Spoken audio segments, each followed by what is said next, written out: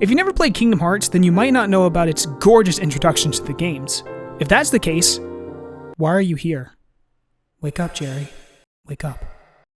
Beautifully animated with a gorgeous song by Utada Hikaru, usually simple and clean or some variant of it. Each game is great in its own right, but each title after one was usually a recap or just showed scenes of past games mixed in with each other.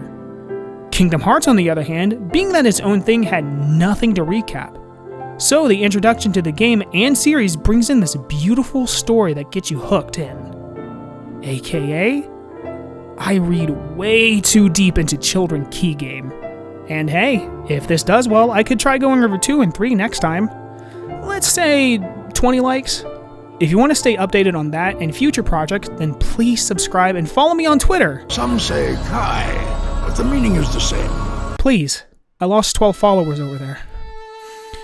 And my wife was one of those 12. I miss her a lot. Also, I may have to use different audio instead of simple and clean due to copyright issues. I apologize in advance. We start the sequence off with dark stormy clouds as the logos and title come in. The dark storm foreshadows the storm that attacks Destiny Islands later in the intro portion of the game, but could also show Sora's current state of mind. As the clouds and logos move away, we see Sora with his eyes closed before he slowly opens them. If you look around as the camera zooms out, you'll see his hair, chain, and even the background moving, showing that Sora is falling. Yet, he doesn't seem to show any emotion on his face, indicating that this could be something he's used to. That's when it cuts in with, I've been having these weird thoughts lately.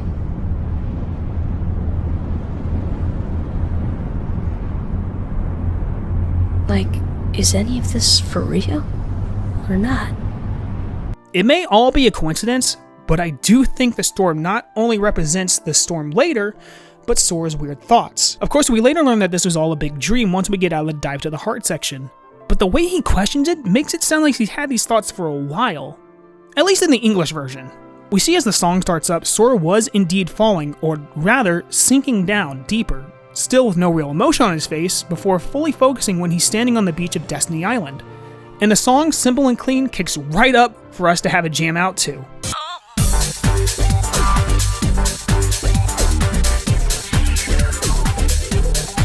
Already, the introduction grabs you. At first it's generic clouds, but adds some element of mystery when a kid is sinking down into a deep abyss filled with water. Hello, how are you? I am under the water. You can tell the artist who made this and the animation team put a lot of work into it, especially when he wakes up on the beach. The gorgeous colors that pop and mix well with the scene, and the rainbow to grab your attention so that you can see Riku out of the corner of your eyes as the camera slowly zooms out, showing what Sora sees. While this may not have any bearing on the storytelling of this intro, it still stands out to me how well this is made to get you to look around. Even if you just stare at Sora, it's enough to get your attention over to Riku. It's so well choreographed without it being in your face.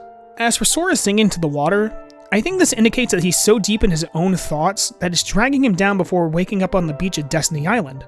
He starts to run to get to Riku, a smile appears, before quickly changing into concern. A giant wave comes in, with Riku turning around with this confident smile as he reaches out for Sora. Sora, wanting to save his friend from the high tide coming in, rushes out, but both are swallowed by the water. Yet Riku is still standing and reaches out for Sora once again, before Sora is pushed away by the current, despite his attempt to reach his friend. If we go and think that Sora is sinking into his thoughts in the beginning, we can assume the water is that of his mind. Clear, beautiful, simple, and even clean on the surface, but deep in the ocean lies the dark where he was heading. This is important to think about because as we see Sora, who, deep in thought, breaks out because of his friend. Riku standing there confidently, even as the wave rushes in, could show that Sora wants to be like his best friend, brave and cool, before his thoughts of inadequacy pushes him away. After being washed away, Sora resurfaces on the beach. However, it's sunset, a more peaceful, relaxing time for most people. Looking around, he sees Kairi and goes up to her. Kairi looked like she giggles, the two having a wonderful time before she notices something in the sky. The two look up and see comets falling, along with what looks like Sora too. Soon we see the background is moving and that Sora is falling down, with Kairi reaching for him. This scene I like to think represents Sora's calmness even more. There isn't any worry until a little after he gets up to Kairi, and once it starts we see a look of fear. The comets along with him falling could mean that he wishes to be better than what he feels, or that he wishes he could stay in this feeling of comfort as his mind is at an all-time high. hence why he's in the sky. However, it doesn't take long for him to fall back into the water, sinking down again in the depths. As he floats down gently, we see him start to open his eyes once more, and is again confused on what he's standing on. Then, white doves flying high where he's at, symbolizing his new beginnings. A beautiful way to end the intro, and a genius way to start the game.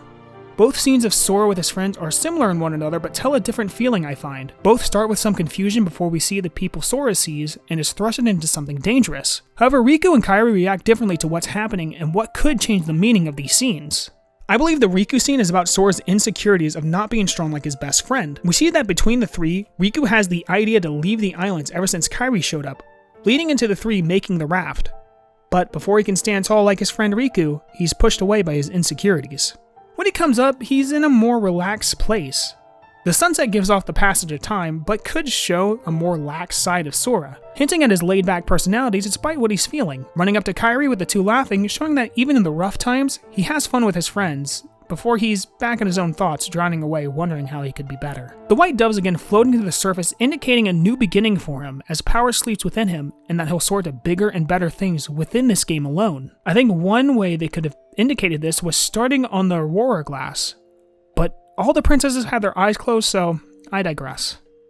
A lot of thought went into the first ever introduction to the series, even if I read way too deep into it, but hey, I eat, breathe, and sleep this damn series. What do you expect me to do? You can find a story in anything you take in, I believe anyway. Do you see what I see in this too, or am I just insane? Probably the latter. Whatever you may believe, may your heart be your guiding key.